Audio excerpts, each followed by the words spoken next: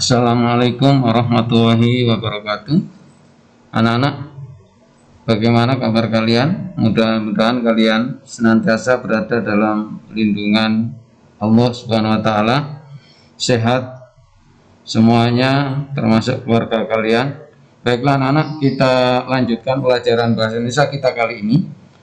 Kita lanjutkan pertemuan kali ini dengan membicarakan masalah struktur cerita fantasi. Pada pertemuan yang lalu sudah kita pelajari mengenai pengertian ciri-ciri dari cerita fantasi, termasuk jenis-jenisnya. Jika dilihat dari kesesuaian kehidupan, ya, kesesuaian cerita fantasi itu dengan kehidupan nyata, maupun jenis-jenis kalau dilihat dari latarnya. Sudah macam-macam kita pelajari kemarin, termasuk ada sejaman, ada lintas waktu, ada yang cerita fantasi total, dan ada cerita fantasi irisan.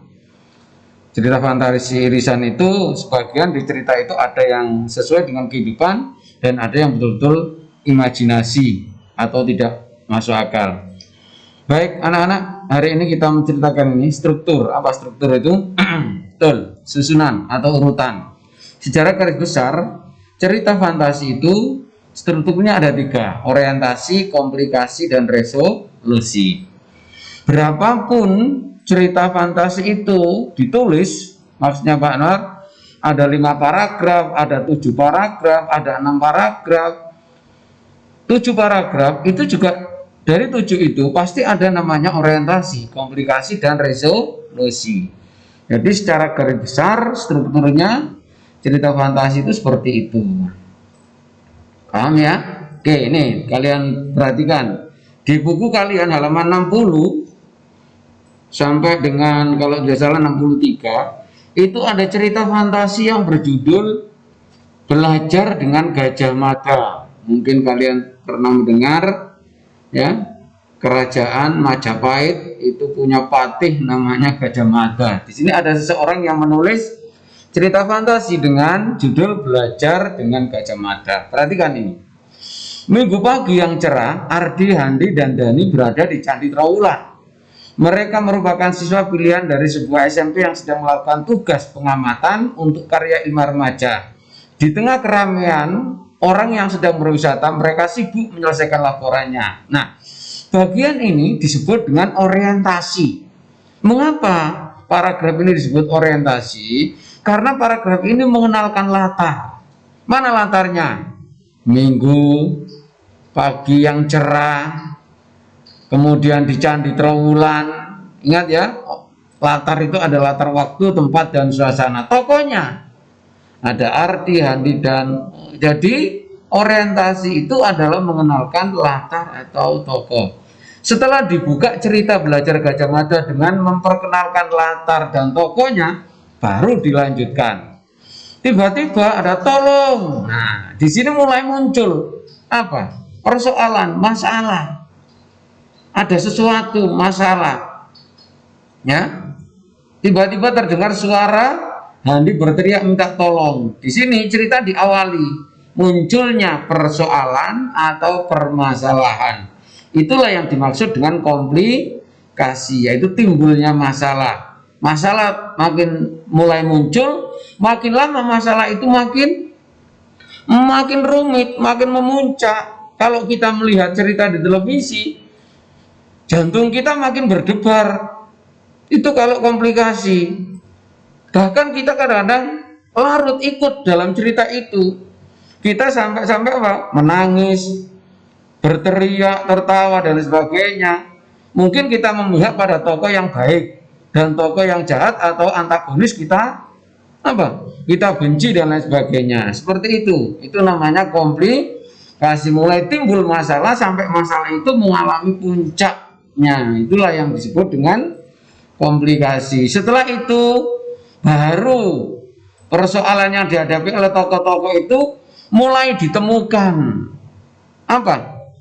Penyelesaiannya atau resolusinya ditemukan. Nah, kalau sampai sudah seperti itu, tandanya cerita itu akan berakhir. Itu namanya adalah resolusi. Jadi seperti itu anak-anak, ya, susunan dari cerita ini.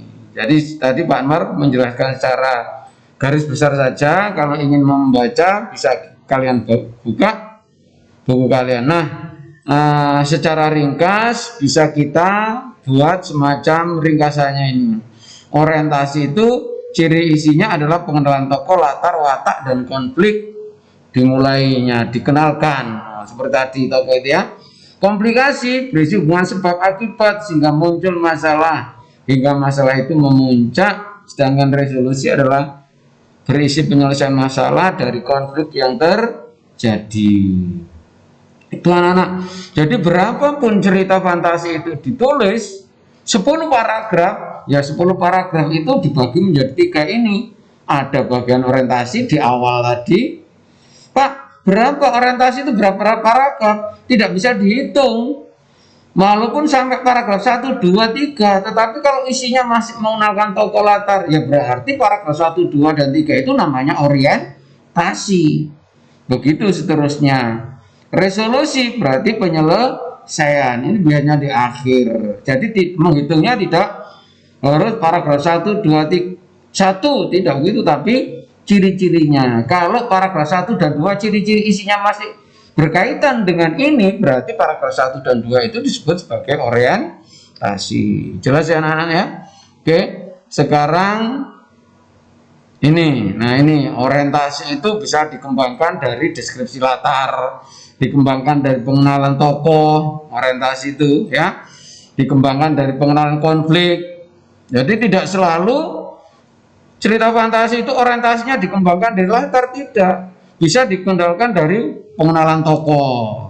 Contoh, 3 rumah bergaya kerucut itu dikembangkan berdasarkan deskripsi latar atau pengenalan tokoh. Alien itu berhidung mancung. Atau dikembangkan dengan konflik. Tahu-tahu diawali dulu cerita itu dengan konflik, persoalan, pertikaian antar tokoh yang ada dalam cerita itu. Bisa saja seperti itu. Kalau komplikasi bisa dikembangkan dengan menghadirkan tokoh lain, mengubah latar, dikembangkan dengan melompat dari zaman yang berbeda, dari masa lampau ke masa depan.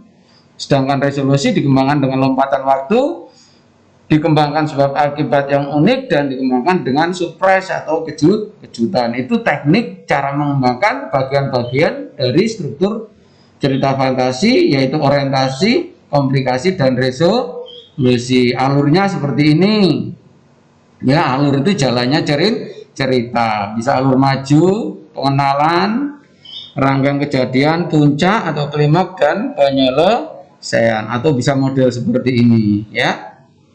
Oke, sedangkan bahasa yang digunakan dalam cerita fantasi macam-macam ya. Ada kata ganti dan nama orang sebagai sudut pandang penceritaan, penggunaan waktu ya, kemudian latar suasana, tak sepatah kata pun terdengar dari bibirnya, latar waktu, tengah malam ya, menggunakan pilihan kata dengan kias dan makna khusus. Alien itu berhidung mancung dengan hidungnya yang menjulang, yang mengendus sekeliling. Bisa seperti itu. Kata sambung, 2 tahun, akhirnya, atau ungkapan tiba-tiba, tanpa diduga, di tengah kebahagiaan. Penggunaan dialog, seperti raksasa itu mengejar kita, teriak. Nah itu bisa saja ungkapan-ungkapan yang digunakan dalam cerita fantasi. Baik, untuk memperjelas, ini kalian buka di buku kalian, coba kalian lengkapi cerita ini sebagai latihan pelajaran kali ini ya. Terserah ya, bisa kalian buka lagi cerita belajar dari Gajah Mada itu, kemudian kalian isi ini baris-baris yang masih kosong ini. Setelah itu kalian kirim ke WA-nya Pak Anwar.